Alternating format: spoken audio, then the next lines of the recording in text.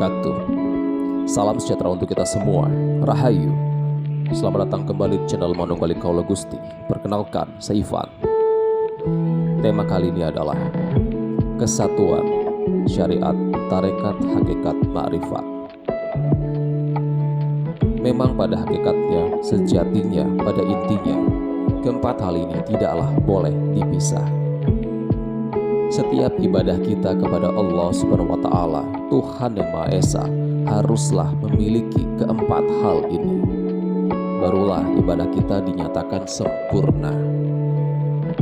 Kita tidak mungkin hanya sholat fisik saja, namun akal kita tidak sholat dan kolbu kita tidak sholat. Kita tidak mungkin hanya sujud fisik saja, namun akal kita tidak sujud, kolbu kita tidak sujud. Karena itulah ketika kita melaksanakan sholat, di dalamnya ada 4 unsur yang kita laksanakan bersamaan: syariat, tarekat, hakikat, dan ma'rifat. Keempat hal itu tidak boleh terpisahkan. Sama juga ketika kita bersyahadat, berpuasa, membayar zakat. Sama, semuanya haruslah 4 hal yang menjadi satu dalam satu nafas, sehingga ibadah itu bisa dikatakan sempurna. Itulah tujuan kita semua, dan itu hal yang amat sangat sulit dilakukan. Namun sebagai langkah awal, kita perlu menentukan tujuan kita, yaitu ke depan di ujung sana. Kita harus membangun cita-cita bahwa suatu saat nanti aku akan dapat melaksanakan ibadah yang sempurna. Namun bukan berarti ibadah yang selama ini dilakukan itu tidak bernilai. Mungkin kita baru bisa melakukannya di level syariat, tidak apa-apa, karena Allah Maha Segalanya.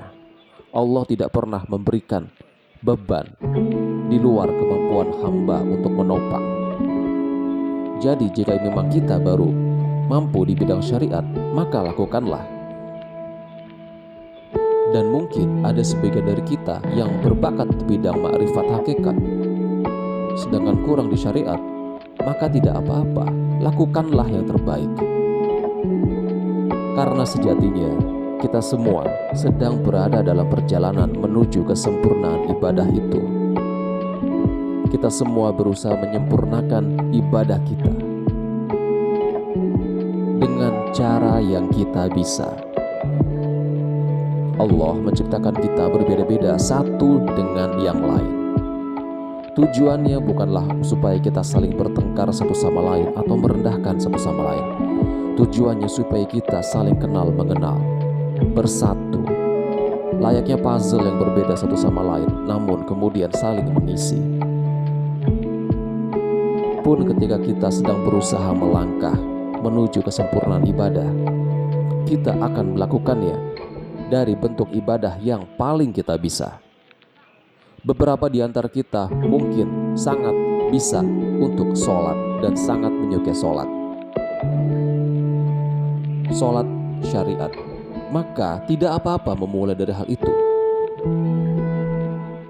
Kita tidak boleh mengatakan orang yang masih berada dalam level syariat sebagai orang awam, kemudian kita merendahkannya.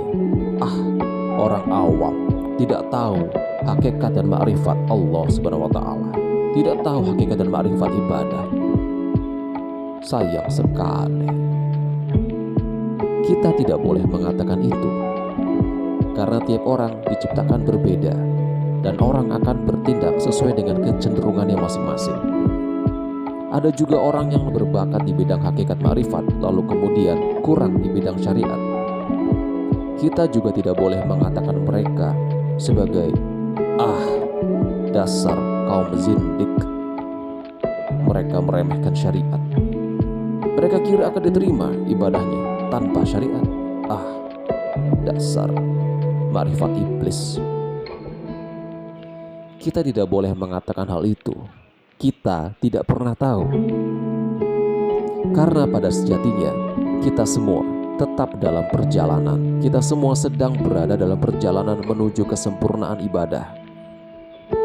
Kita semua mendambakan kesempurnaan ibadah, dan kita memulainya dari langkah yang berbeda. Ada yang melangkah dari syariat, ada yang melangkah dari tarekat, ada yang melangkah dari hakikat, dan ada yang melangkah dari ma'rifat. Semuanya dalam perjalanan. Tidak ada yang bisa mendaku bahwa ibadahnya telah sempurna. Selama nafas masih dikandung badan, maka perjalanan menuju kesempurnaan ibadah akan terus dilakukan.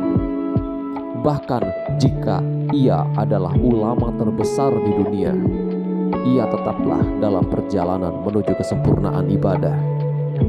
Tidak ada seorang pun yang bisa mendaku ibadahnya sempurna. Dan terlebih lagi, tidak ada seorang pun di dunia ini yang bisa yakin seyakin-yakinnya bahwa ibadahnya diterima oleh Allah Subhanahu wa Ta'ala.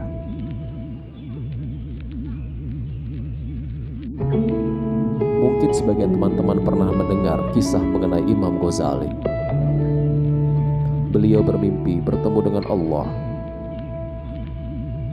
Tentu bentuk pertemuan ini tidak bisa kita bayangkan, dan lebih baik tidak usah kita bayangkan. Tapi di dalam pertemuan dalam mimpi ini, Allah berkata kepada Imam Ghazali, "Wahai Ghazali, apa yang kau persembahkan kepadaku?" Maka Imam Ghazali menjawab. Dia menjawab dengan seluruh ibadah yang telah dia lakukan, seluruh kebaktian, pembuktian, semua kitab, seluruh upaya jihad di bidang ilmu, dia beberkan kepada Allah Subhanahu wa Ta'ala. Dia buka semuanya. Kita tahu Imam Ghazali bukanlah orang sembarangan.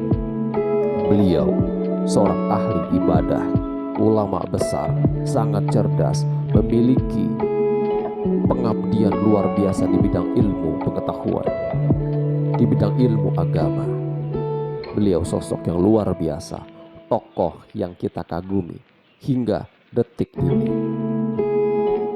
Dan kita yakin ibadah dia jauh lebih baik daripada ibadah kita.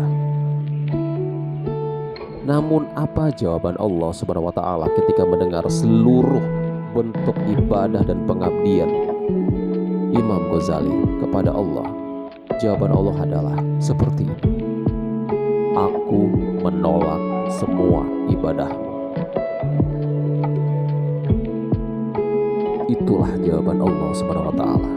Lalu Allah Subhanahu wa Ta'ala melanjutkan, "Aku menolak semuanya kecuali satu, yaitu ketika kau sedang menulis, lalu lalat hinggap di penamu hendak merasakan tinta, lalu kau berhenti menulis sejenak, membiarkan lalat itu menikmati tinta di penamu, dan setelah lalat itu pergi, kau baru melanjutkan menulis. Kebaikanmu pada lalat itulah yang aku terima." Lalu Allah Subhanahu wa Ta'ala berkata kepada malaikat, "Antarkan dia ke dalam surga." Sahabat semua, kita tidak pernah tahu ibadah mana yang diterima Allah Subhanahu wa Ta'ala. Kita tidak pernah tahu. Mungkin ibadah kita yang tidak sempurna ini diterima Allah Subhanahu wa Ta'ala. Mungkin saja orang yang sedang berada pada level tertentu dan dia merasa tidak pantas dengan ibadahnya, justru ibadah itu diterima. Kita tidak pernah tahu. Sehingga kita tidak boleh menjelek-jelekan orang lain, karena kita tidak pernah tahu apakah sholatnya diterima atau tidak. Kita tidak pernah tahu apakah zikirnya diterima atau tidak. Kita tidak pernah tahu apakah ada kebaikan dalam dirinya yang diterima oleh Allah ataukah tidak. Kita tidak boleh melihat dari pakaiannya. Jika dia mengenakan sorban, lalu mengenakan jubah, lalu kita berpikiran bahwa ibadahnya pasti diterima Allah Subhanahu wa Ta'ala. Sebaliknya, jika ada orang mengenakan kaos, celana pendek dan bertato, kita berpikir ibadahnya ditolak oleh Allah Subhanahu wa Ta'ala. Apa hak kita berpikir seperti itu? lalu kita melihat ada orang yang hobi menyepi, berzikir berlama-lama sendiri, kita menganggapnya sebagai orang zindik dan menilai dia akan masuk neraka dan melihatnya sebagai orang dengan makrifat iblis. Dari mana kita tahu itu? Kita tidak pernah tahu itu,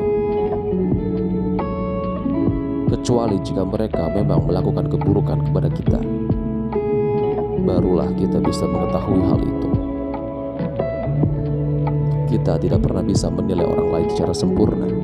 Penilaian hanya boleh dilakukan oleh Allah Subhanahu wa Ta'ala, sehingga kita tidak boleh merendahkan orang lain. Semua orang selalu dalam perjalanannya menuju kesempurnaan ibadah. Maka ada baiknya kita mulai untuk membangun semangat kita, membangun cita-cita bahwa di masa depan nanti kita akan melakukan ibadah yang sempurna. Kita akan dimampukan oleh Allah Subhanahu wa Ta'ala untuk menjalankan ibadah yang sempurna. Itulah tujuan kita bersama, dan marilah kita melangkah bersama-sama, tidak dengan merendahkan satu sama lain, tidak dengan saling merasa benar. Tidak boleh kita merasa diri kita benar, pasti benar, kemudian orang lain salah, pasti salah. Semoga hal ini bermanfaat untuk kita semua, dan terutama untuk diri saya sendiri. Terima kasih telah mendengarkan sampai akhir. Wassalamualaikum warahmatullahi wabarakatuh. Salam sejahtera untuk kita semua. Rahayu.